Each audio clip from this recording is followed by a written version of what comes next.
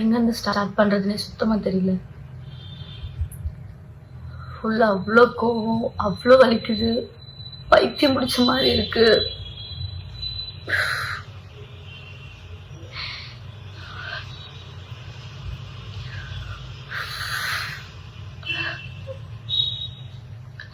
சரி, ஓகே, நான் அழுவாம என்ன விஷயம்ன்றத டக்குன்னு சொல்லிடுறேன்.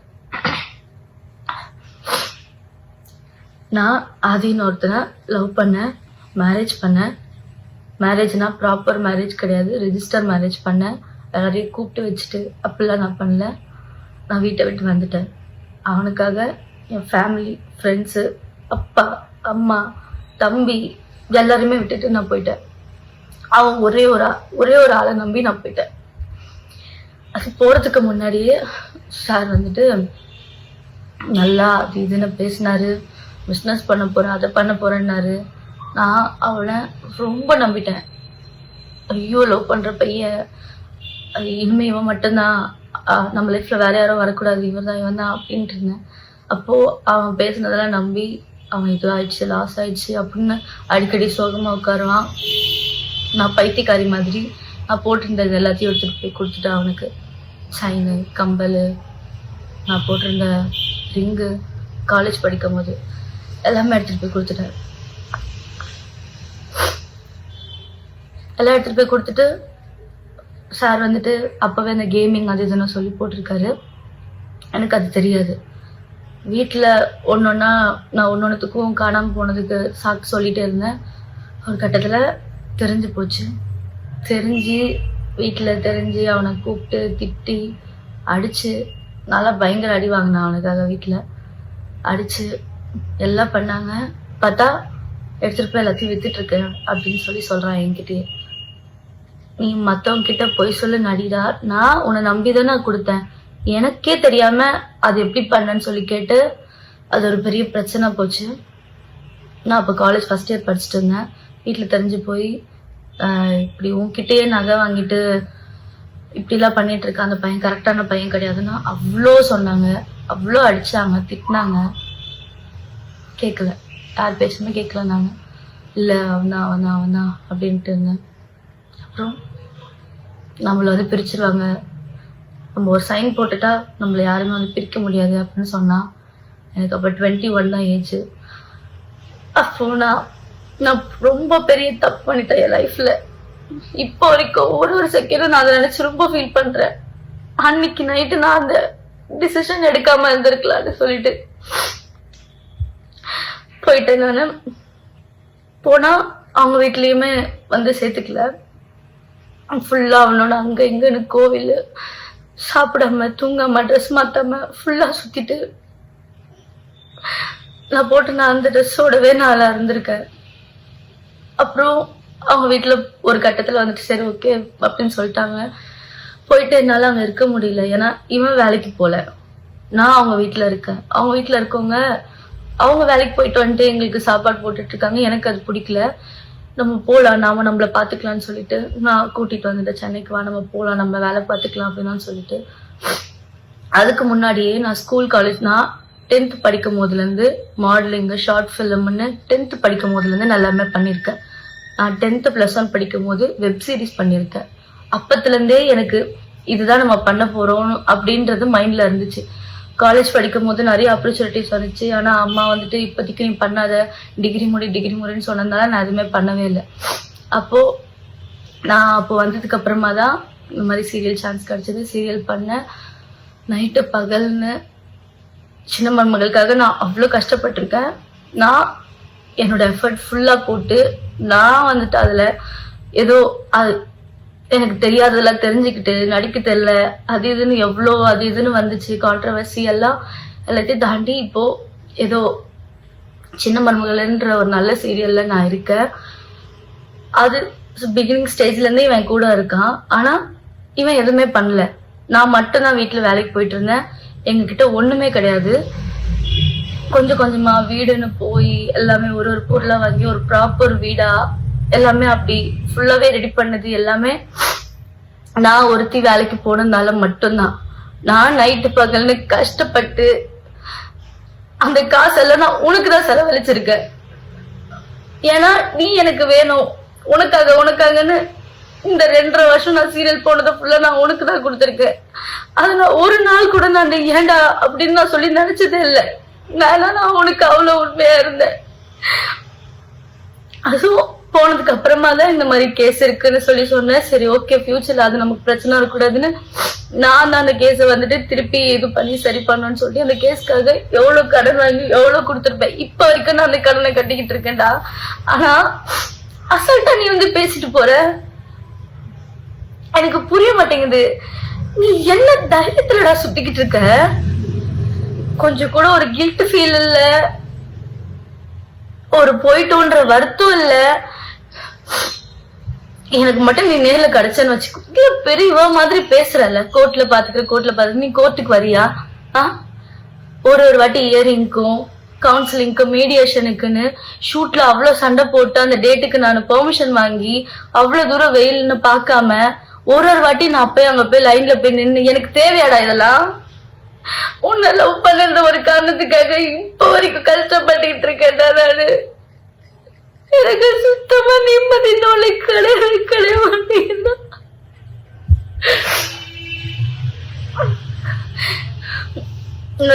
நான் வந்துட்டு குழந்தை சாக்லேட் கொடுத்து என்ன சமாதானப்படுத்துறீங்க வீடியோ போட்டு. என் பெர்மிஷன் எல்லாம் எப்படா நீ போடுவ?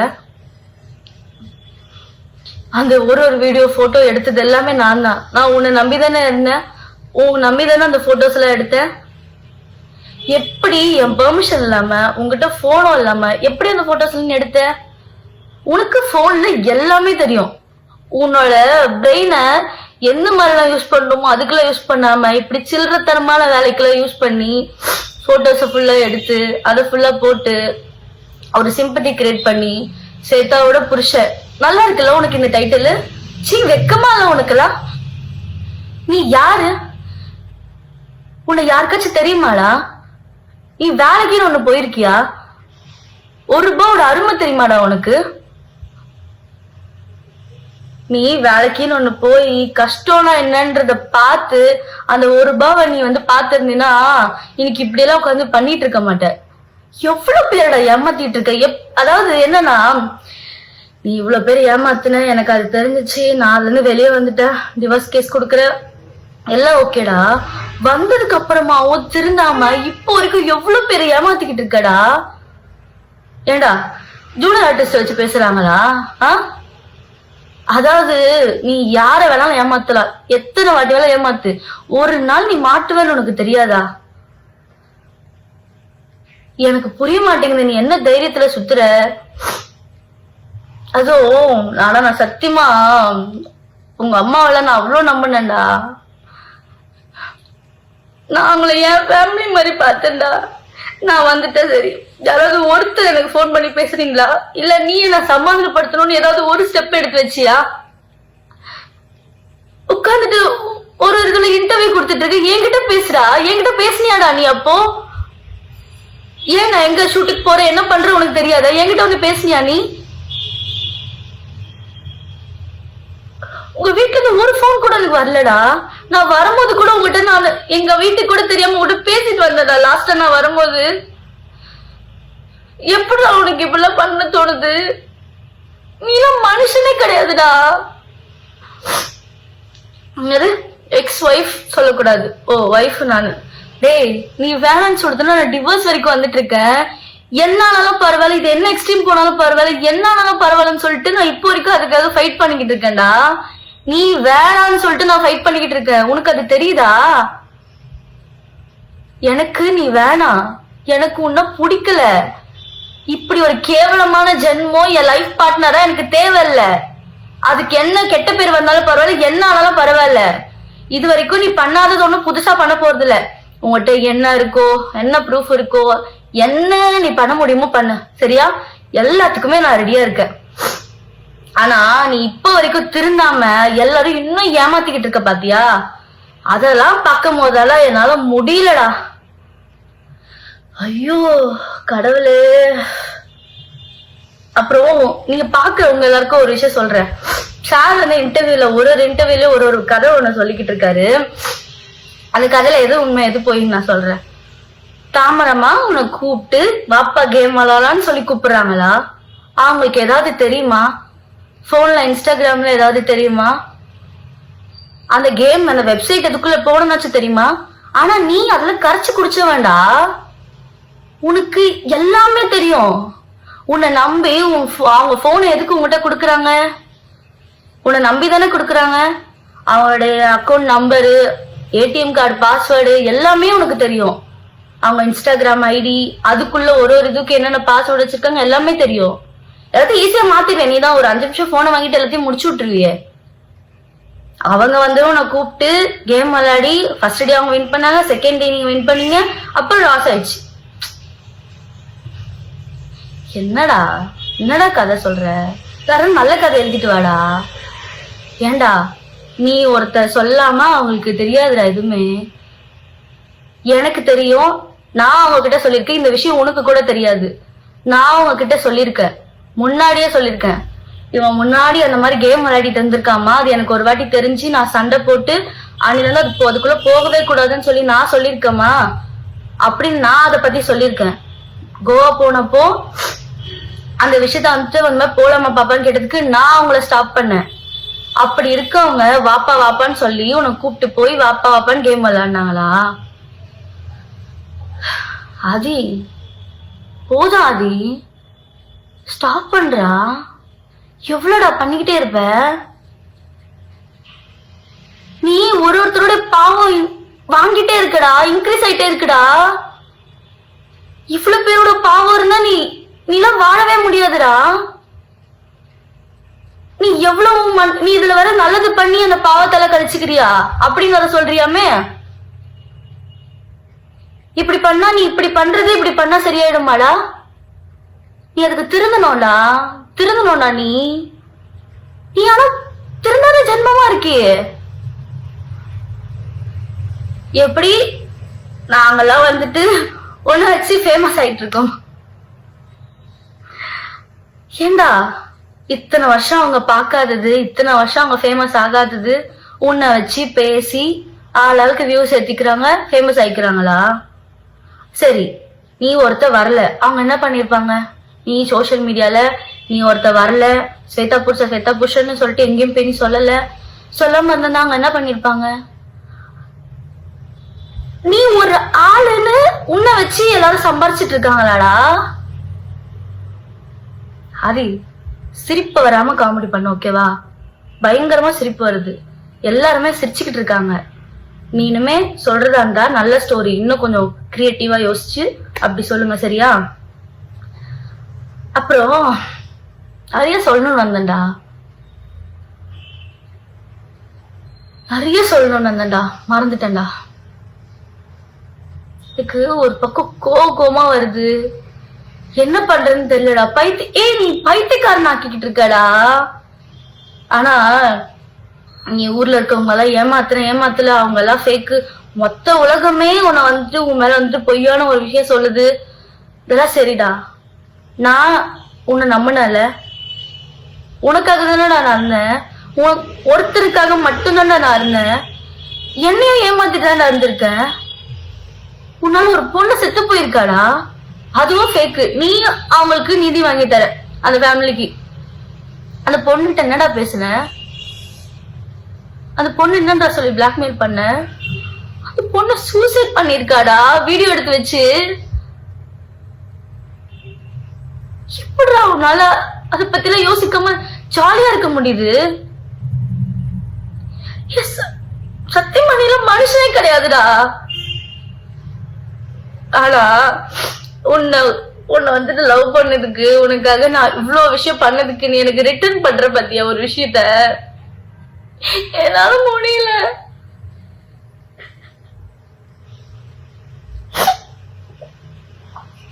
என்னால நிம்மதியா வேலை பார்க்க முடியல. எங்க போனாலும் நிம்மதியா இருக்க முடியலடா. என்ன ஃபாலோ பண்றியா, போனை ஹேக் பண்றியா, யாருக்கும் என் கான்டாக்ட்ல இருக்கவங்களா மெசேஜ் அனுப்புறியா? அப்படி என்னடா நீ இவ்வளவு பண்ணிட்டு நான் அவங்க கூட இருப்பேன்னு எப்படா நீ நம்புற?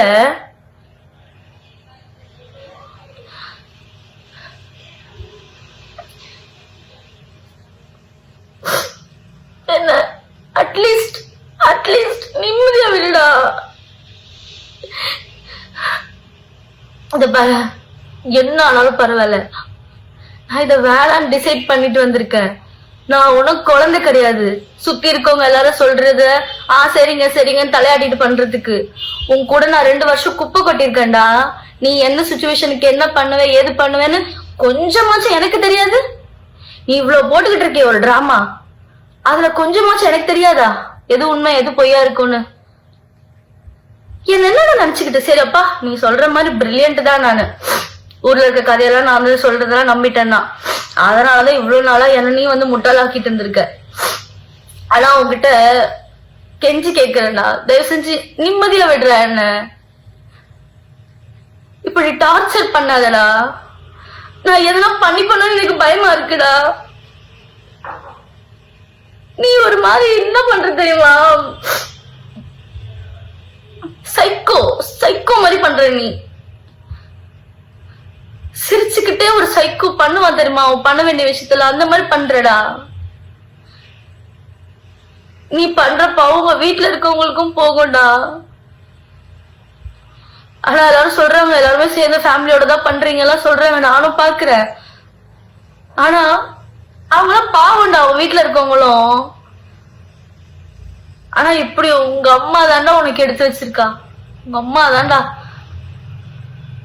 இப்படி ஒருத்த காலேஜ் படிக்கும் போது ஸ்கூல் படிக்கும் போதே ஃப்ராடுத்தனம் பண்றா, இவ்வளவு ஏமாத்திட்டு சுத்திட்டு இருக்கான்னு தெரிஞ்சிருந்ததுன்னா அப்பவே உனக்கு ஏதாவது பண்ணிருக்கணும்டா. உன்னை இவ்வளவு நாள் வந்து சப்போர்ட் பண்ணிட்டு நீ பண்ற தப்புக்கெல்லாம் கூடவே வந்துட்டு இருக்காங்க பாரு. உங்க மீடியால இந்த இன்டர்வியூ எல்லாம் எடுக்கிறீங்க தெரியுமா, அவங்க கிட்ட நான் தயவு செஞ்சு கேக்குறேன், தயவு செஞ்சு அவன் ஒரு ஆளுன்னு சொல்லிட்டு உட்கார வச்சு இன்டர்வியூ எடுத்துட்டு இருக்காதீங்க. 10 பைசாக்கு பிரோஜனம் கிடையாது. உங்களுக்கு வியூஸ் வேணும் இல்ல வந்து கண்டென்ட் வேணும், கொஞ்ச நாளைக்கு நீங்க போடணும் அப்படின்னு சொல்லிட்டு இந்த மாதிரி தப்பான ஒரு விஷயத்த, கேவலமான ஒரு ஜென்மத்தை வந்துட்டு நீங்க வந்து என்கரேஜ் பண்ணாதீங்க. அவருக்கு திரும்ப மாட்டான், அவன் இப்படியேதான் இதே கண்டினியூ பண்ணிக்கிட்டு இருப்பான். ஆனா நீ பண்ற எல்லாம், நீ யாரை ஏமாத்தலாம், போலீஸ் ஸ்டேஷன்ல இருக்கவங்களை ஏமாத்தலாம், கோர்ட்டை ஏமாத்தலாம். கோர்ட் வந்துட்டு லா அண்ட் ஆர்டர் தான் நீ சார் மதிப்பீங்கல்ல? எப்படி சார் நீங்க லா அண்ட் ஆர்டர் எல்லாம் மதிப்பீங்க? ஃபர்ஸ்ட் நீங்க கோர்ட்டுக்குன்னு ஒண்ணு போகணும். உங்க கேஸ்கா இருந்தாலும் சரி இல்ல உங்க ஒய்ஃபோட கேஸ்கா இருந்தாலும் சரி, நீங்க கோர்ட்டுக்கு போய் அட்டென்ட் பண்ணணும். ஏதோ ஒரு ஊர்ல போய் மறைஞ்சு போய் உட்காந்துக்கிட்டு நம்பரை மாத்திட்டு வைஃபைல உட்காந்து பேசிட்டு இருக்க கூடாது, சரியா? ஃபர்ஸ்ட் நீங்க எல்லாத்தையும் ஃபேஸ் பண்றதுக்கு ரெடியா இருந்தீங்கன்னா ஃபேஸ் பண்ணணும். உட்காந்து இந்த மாதிரி இன்டர்வியூல உட்காந்து ஃபேஸ் பண்ணிட்டு இருக்க கூடாது, நேர்ல வந்து ஃபேஸ் பண்ணணும், புரியுதா? சி எனக்கு அசிங்கமா இருக்குடா. உன்னதான் இவ்வளவு நாளா நான் லவ் பண்ணிட்டு இருந்தேன் நான் நினைக்கும் போது.